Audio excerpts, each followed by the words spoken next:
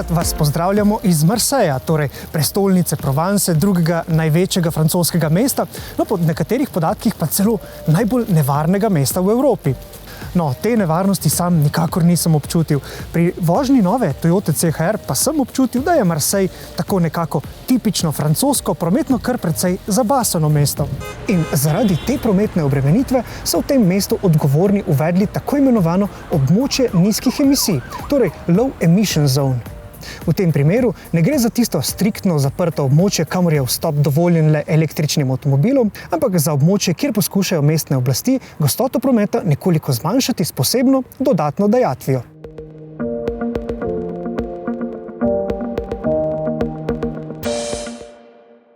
Avto, ki ga vozimo tokrat, te dajatve sicer ni oproščen, no ima pa kakovost zraka oziroma življenja meščanov zapisano nekako v svojih mislih oziroma v svojem računalniku. Ko v navigacijski sistem vnesemo cilj, ta samodejno prepozna območje nizkih emisij in tako takrat samodejno preklopi na električno vožnjo. In kako je to mogoče? Tokrat vozimo priključnega hibrida, torej zmogljivejšo različico 5. generacije Toyotinega hibridnega pogona, ki prinaša večjo baterijo. No in ta baterija ima enako kot pri Priusu kapaciteto 13,6 kWh. No, ampak če jo pri Priusu najdemo pod zadnjo klopjo, je pri modelu CHR skrita v dnu vozila. No in ta baterija, ki jo mimogrede proizvajajo v Turčiji, omogoča, da se povsem na elektriko po tovarniških podatkih vozimo 66 km. 66 km je seveda številka tistega pogosto kar težko dosegljivega uradnega standarda WLTP. No, ampak tokrat smo na cestah, na teh čudovitih cestah v okolici Marseja ugotovili, da je ta številka pravzaprav dokaj realna. Oziroma drugače povedano, s tem avtomobilom je mogoče kar precej tiste zgolj električne vožnje. Kako so torej pri Toyoti uspeli doseči učinkovitost svojega priključno hibridnega pogona?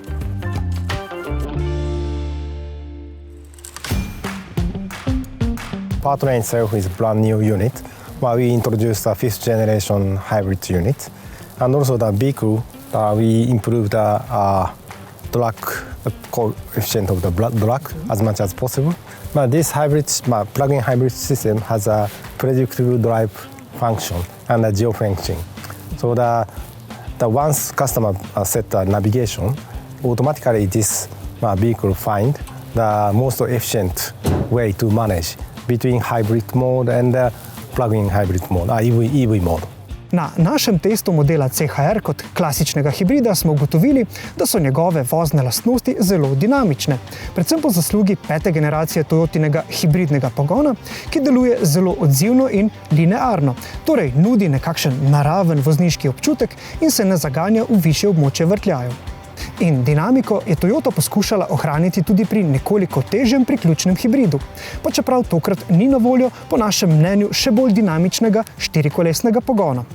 In to je, kot smo izvedeli, povsem marketinška odločitev. Compared to the hybrids, the almost 200 kg heavier than hybrids. But maybe you didn't feel that kind of heavier feeling. So we know. And we developed a platform itself to install the heavy battery, but it can create some lower the center of gravity. So it's better for the dynamic performance. And also we introduced suspension tuning for this vehicle specifically, including some special technology for the shock absorber. I think you could feel very good balance between ride comfort and dynamic performance. We implemented many lightweight technology, but to implement some high tensile steel or some structure to make it lighter.